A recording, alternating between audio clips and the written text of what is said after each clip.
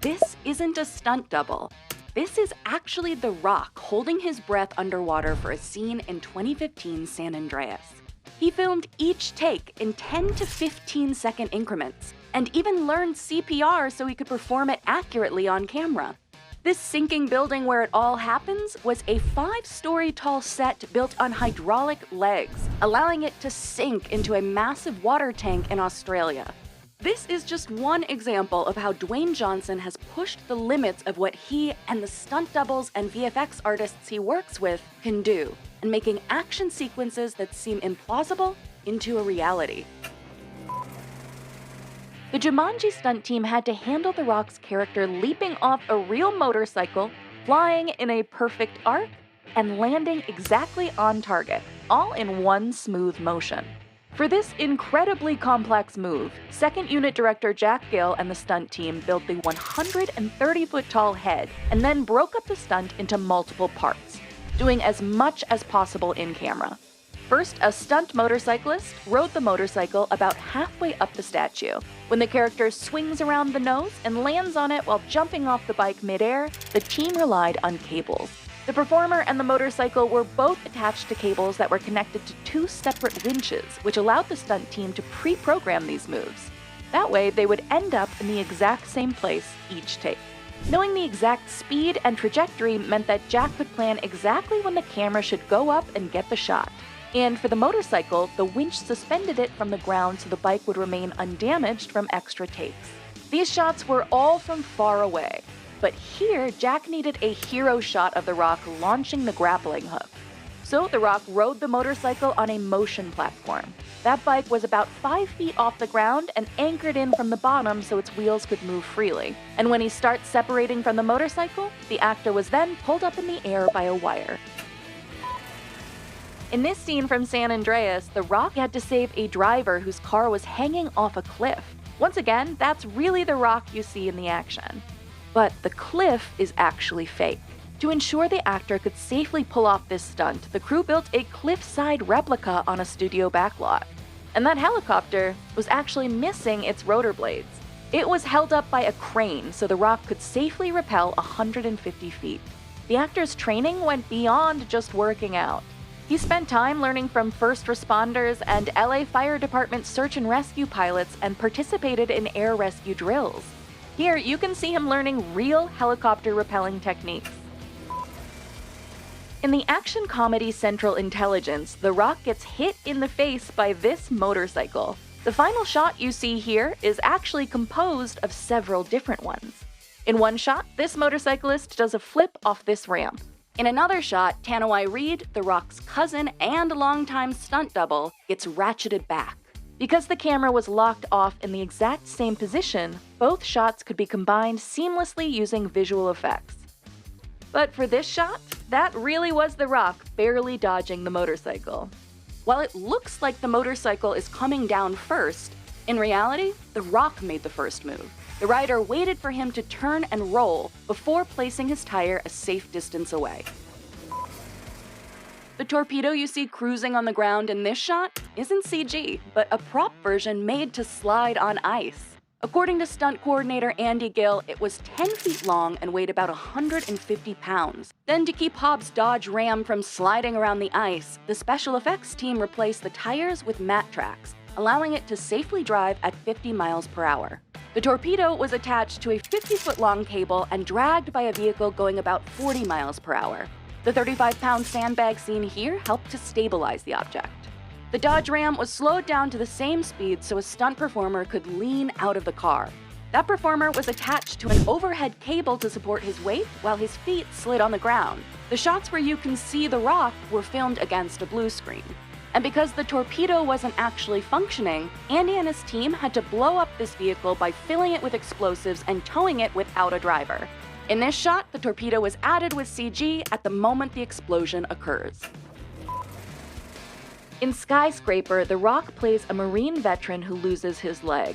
He wanted to make the stunts as real as possible to show how much his character is capable of.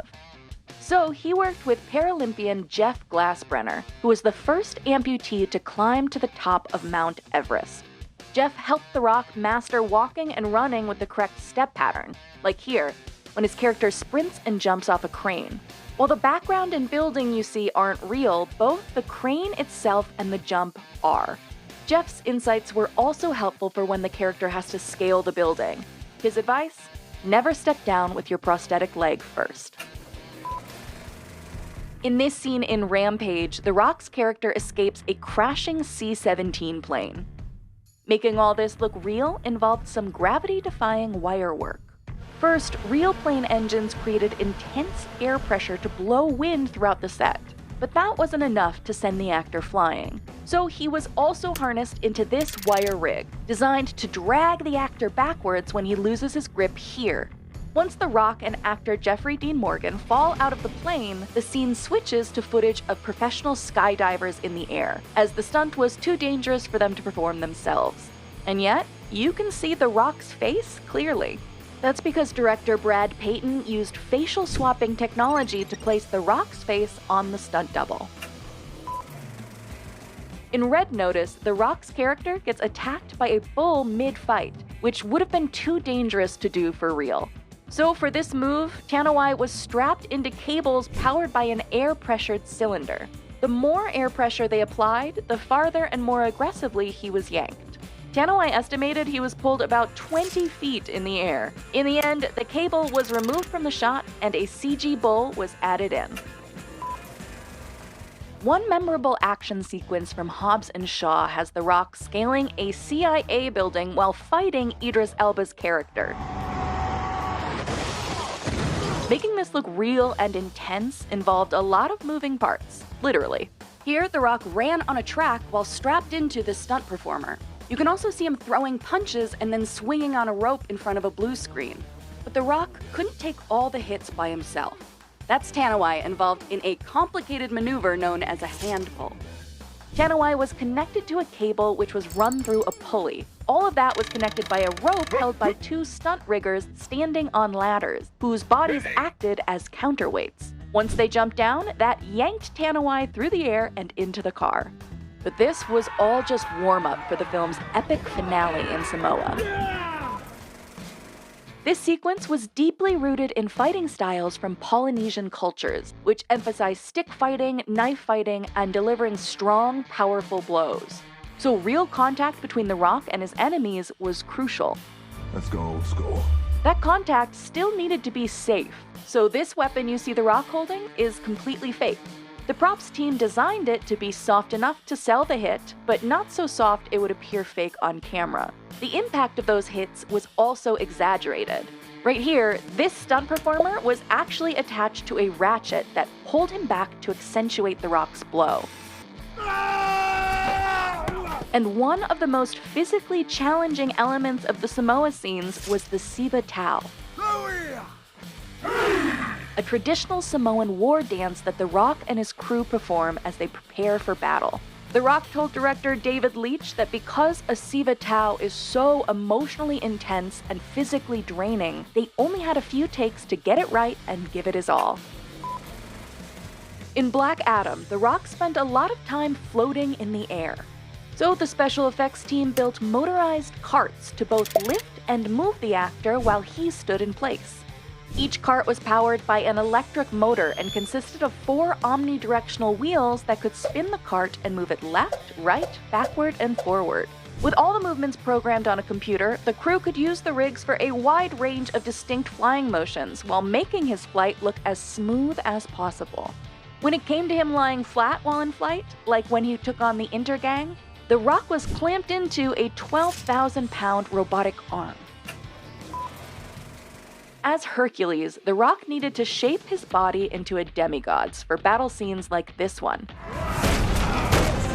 So over the course of 6 months, he embarked on one of the most intense training regimens of his career. He worked out 6 days a week. Each session started with 50 minutes of cardio, followed by working out a specific muscle group, making sure he fit in leg exercises more than once a week. He also adhered to a strict diet. While he followed a 14-week diet for 2013's G.I. Joe Retaliation, Hercules required a 22-week diet that was high in proteins, fats, and carbs such as egg whites, filet mignon, asparagus, and baked potatoes.